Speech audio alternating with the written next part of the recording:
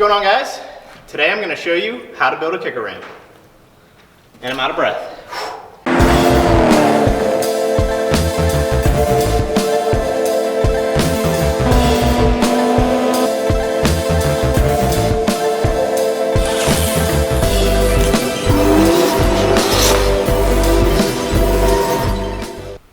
We're going to start off today by going over what you'll need to build your ramp.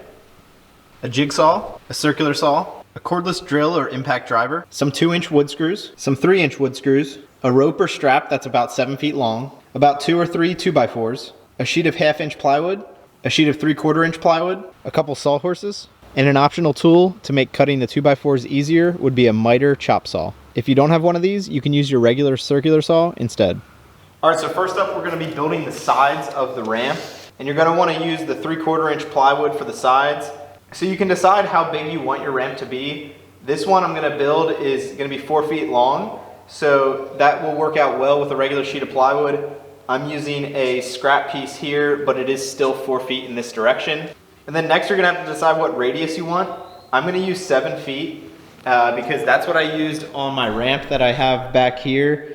And that worked out pretty nice. That feels really good to ride on. So I think 7 feet is gonna be pretty nice for a little kicker. But you can adjust that either way if you want it a little bit steeper or a little bit more mellowed out.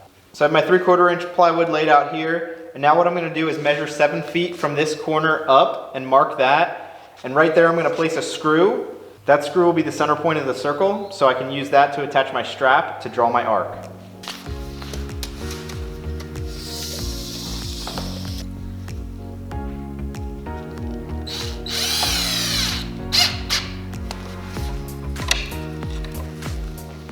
Now I would suggest using a strap or a rope that does not stretch because that'll screw up your curve if you try to hold it tight.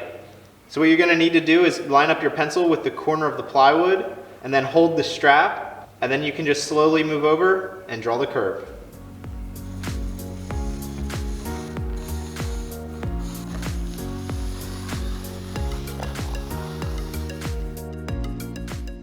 Now that you've got your curve drawn on your side support, you can cut this out with a jigsaw. I would suggest just marking one and cutting it out first because then you can use it to trace the other side and that will ensure they will be the same.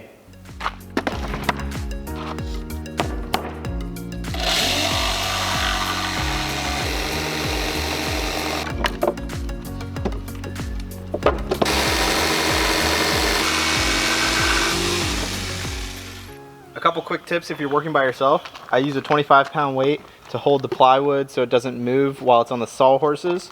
And then I also use a quick clamp with just a 2x4 underneath to hold the piece from falling as you get through the end of the cut. Now that I've got the one side cut, I can just lay it on my plywood and trace out for the second one. I'll use the circular saw for this straight cut and then the jigsaw again for the curve.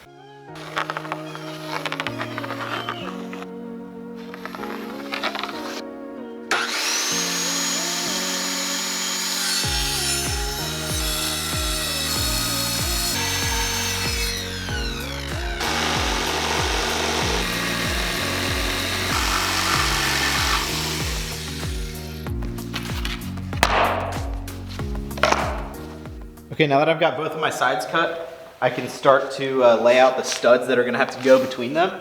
And here's where you can decide how wide you want your ramp to be. I'm gonna go with 40 inches, which is actually pretty big for just a kicker, but I'm gonna use it for a few different things, so I'm gonna go a little bit bigger. For you, you might wanna go somewhere in like the 30 to 36 inch range, but it really depends on what you're gonna use it for. So since I'm gonna make mine 40 inches wide, I'm gonna cut my studs to 38.5 to account for the 2 sheets of 3/4 inch on either side.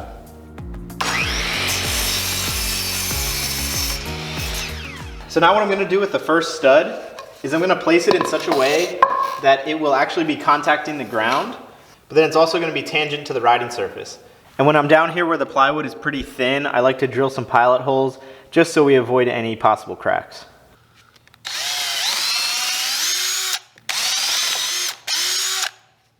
Now I'll be using the 3-inch screws to attach the stud.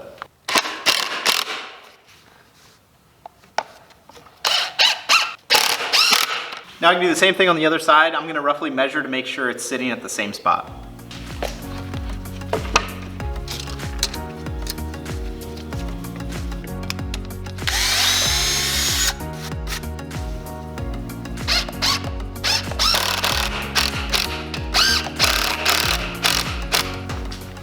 Next up, I'm going to place the very top stud.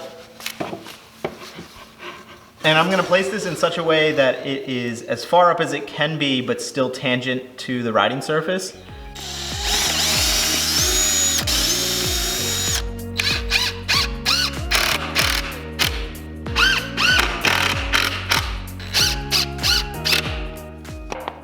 Now that we've got these two studs installed, I can fill in the rest. And I'm gonna put 2 more in here because we've got about 25.5 inches. On the big ramp, I went with 10-inch spacing, so I don't wanna go any bigger than that. So if I do 2 more between these, that'll give me right around 8.5-inch spacing, which should be perfect.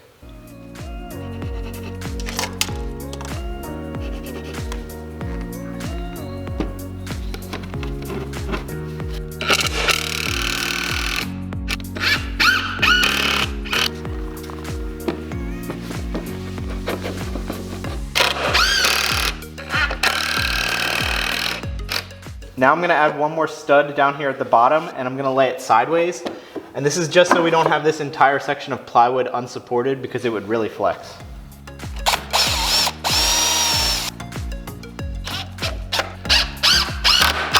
Now the last stud I'm gonna add is in this bottom corner here. And this is mostly just for structural purposes to keep these sides from folding in and out.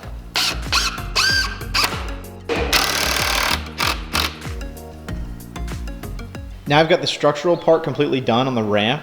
So next up we're gonna do the riding surface. And one big point I'll mention is it does matter which way you orient your plywood. So you can see over here on the big ramp, I have my sheets running horizontally up the curve. That's gonna be much easier than orienting them vertically. And I'll show you exactly what I mean here. First I'll put this sheet so that the grain is oriented vertically. Now when I try to stand on this, you can see it like barely gives, and it would take a lot of force to make this fit the curve. And it would most likely end up cracking a lot if you tried to do it this way. And now if I just rotate it 90 degrees, do the same thing, you can see it just sucks down perfectly right on the curve and there's no cracking. So you're just gonna wanna make sure that your grain is running this way, and this is the long side.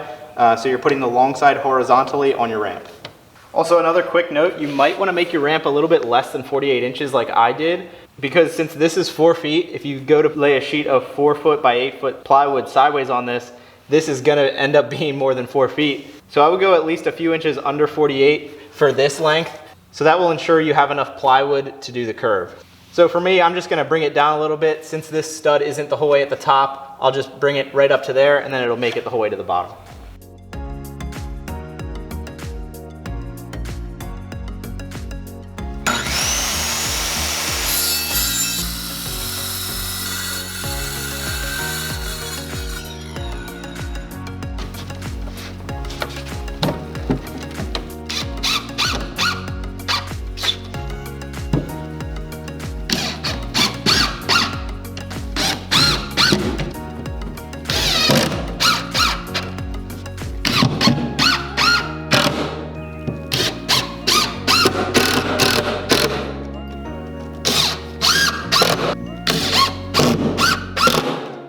Now since I didn't go the whole way to the top of the side supports, I'm going to go ahead and trim this section off.